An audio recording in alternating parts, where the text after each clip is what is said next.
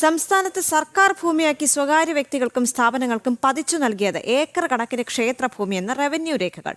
തിരുവിതാംകൂർ, കൊച്ചി, മലബാർ ദേവസ്വം ബോർഡുകൾക്ക് കീഴിലാണ് ഭൂമി തട്ടിപ്പ്.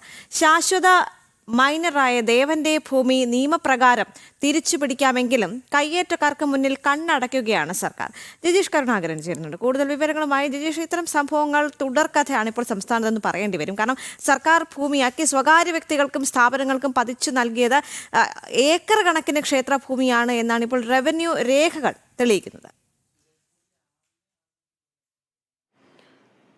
ദേവിക, നൂറുകണക്കിന് ഏക്കർ ക്ഷേത്ര ഭൂമി ഇതുപോലെ തന്നെ നഷ്ടമായിട്ടുണ്ട്. പലപ്പോഴും അത് മനഃപൂർവ്വം പല ആളുകൾക്കായി പതിച്ചു നൽകുന്നു. ആദ്യം ഇത് സർക്കാരിൻ്റെ ഭൂമിയാക്കി മാറ്റുന്നു. സർക്കാരിൻ്റെ ഭൂമിയാക്കി മാറ്റിയതിന് ശേഷം തങ്ങൾക്ക് താല്പര്യമുള്ള വ്യക്തികൾക്കും തങ്ങൾക്ക് താല്പര്യമുള്ള സ്ഥാപനങ്ങൾക്കുമെല്ലാം ഈ ഭൂമി പതിച്ചു നൽകുകയാണ് ചെയ്യുന്നത്. അങ്ങനെയാണ് പല ക്ഷേത്രങ്ങളുടെയും ഏക്കർ കണക്കിന് ഭൂമി നഷ്ടമായിരിക്കുന്നത്. ഇപ്പോൾ റവന്യൂ രേഖകൾ തന്നെ വ്യക്തമാക്കുന്ന കണക്കുകൾ, അത് വലിയ എത്രമാത്രം ഭൂമി ഓരോ ക്ഷേത്രത്തിന് നഷ്ടമായിട്ടുണ്ട്. ആ ക്ഷേത്രത്തിൻ്റെ കീഴിൽ വരേണ്ട, ക്ഷേത്രത്തിൻ്റെ പ്രവർത്തനങ്ങൾക്കായി മാറ്റിവെക്കേണ്ട ഭൂമി എങ്ങനെയാണ് നഷ്ടപ്പെട്ടത് എന്ന് വ്യക്തമാക്കുന്നതാണ് ഇതുമായി ബന്ധപ്പെട്ടുകൊണ്ടുള്ള റവന്യൂ രേഖകൾ.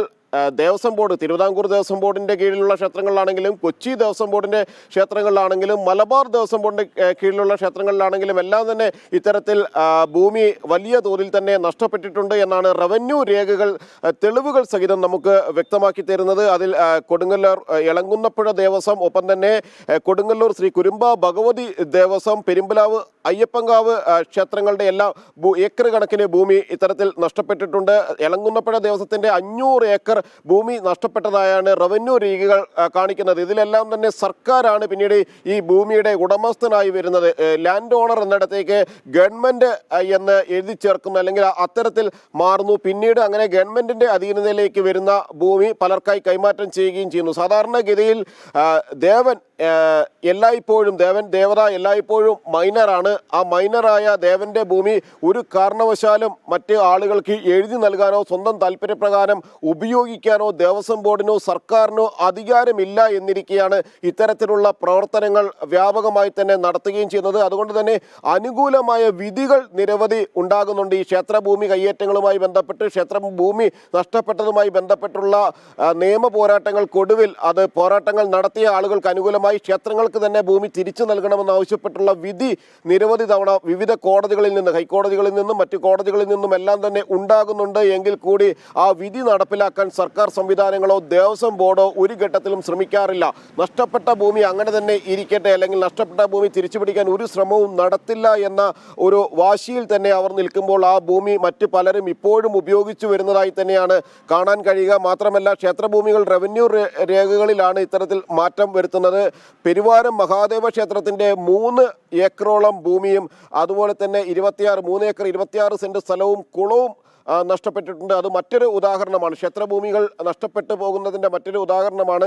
നേരത്തെ 2014 തന്നെ ഇക്കാര്യത്തിൽ അന്നത്തെ ദേവസ്വം മന്ത്രി VS ശിവകുമാർ നിയമസഭയിൽ നൽകിയ ഒരു മറുപടിയുണ്ട്. അന്ന് ഡിസംബറിൽ നൽകിയ ഒരു മറുപടിയിൽ എത്ര ക്ഷേത്രഭൂമികളുണ്ട് എന്നും എത്ര ക്ഷേത്രഭൂമികൾ അന്ന് തന്നെ അന്യാധീനപ്പെട്ടു പോയിട്ടുണ്ട് എന്നും വ്യക്തമായി തന്നെ കണക്കുകൾ പറയുന്നു. 2281 ഏക്കർ ഭൂമിയാണ് തിരുവിതാംകൂർ ദേവസ്വത്തിലെ വിവിധ ക്ഷേത്രങ്ങളുടെ ഭൂമിയായിട്ടുള്ളത് എന്നും 494 ഏക്കർ ഭൂമി അന്യാധീനപ്പെട്ടതായി കണക്കാക്കുന്നു എന്നുമാണ് ഇതുമായി ബന്ധപ്പെട്ടുകൊണ്ട് നിയമസഭയിൽ ഉന്നയിക്കപ്പെട്ട ചോദ്യത്തിന് അന്നത്തെ ദേവസ്വം മന്ത്രി നൽകിയിരിക്കുന്ന മറുപടി എന്ന് പറയുന്നത്.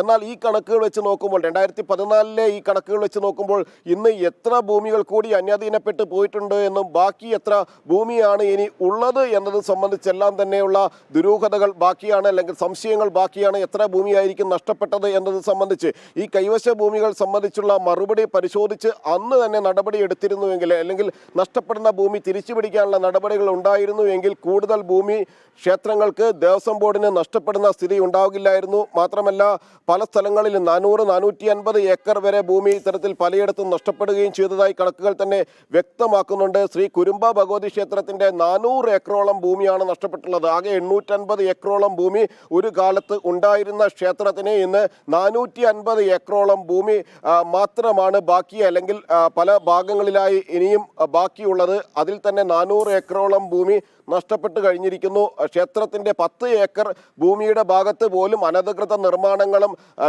വ്യക്തികളുടെ കയ്യേറ്റവും എല്ലാം തന്നെ നടക്കുന്നുണ്ട് എന്നും ഇതുമായി ബന്ധപ്പെട്ട കണക്കുകളും രേഖകളും വ്യക്തമാക്കുന്നുണ്ട്. ദേവിക. യെസ്, അത് തന്നെയാണ്. സംസ്ഥാനത്ത് സർക്കാർ ഭൂമിയാക്കി സ്വകാര്യ വ്യക്തികൾക്കും സ്ഥാപനങ്ങൾക്കും പതിച്ചു നൽകിയത് ഏക്കർ കണക്കിന്റെ ക്ഷേത്രഭൂമി എന്ന ഞെട്ടിപ്പിക്കുന്ന റവന്യൂ രേഖകളാണ് പുറത്തേക്ക് വരുന്നത്. തിരുവിതാംകൂർ, കൊച്ചി, മലബാർ ദേവസ്വം ബോർഡുകൾക്ക് കീഴിലാണ് ഇത്തരത്തിൽ ഭൂമി തട്ടിപ്പുണ്ടായിട്ടുള്ളത്. ശാശ്വത മൈനറായ ദേവന്റെ ഭൂമി നിയമപ്രകാരം തിരിച്ചുപിടിക്കാമെങ്കിലും കയ്യേറ്റക്കാർക്ക് മുന്നിൽ കണ്ണടയ്ക്കുകയാണ് സർക്കാർ. ജിജീഷ് കരുണാകരനാണ് വിവരങ്ങൾ നൽകിയത്.